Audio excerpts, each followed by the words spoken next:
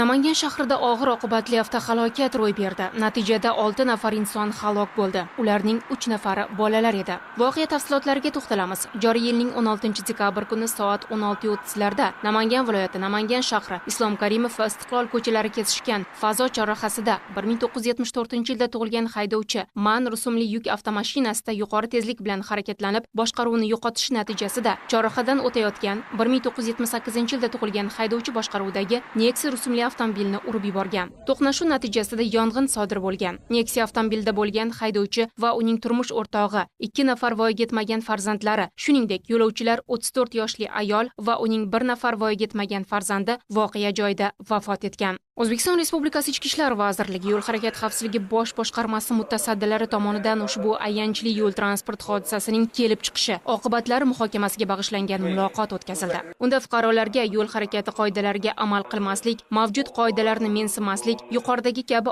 og'ir holatlarga olib kelishi mumkinligi ta'kidlandi.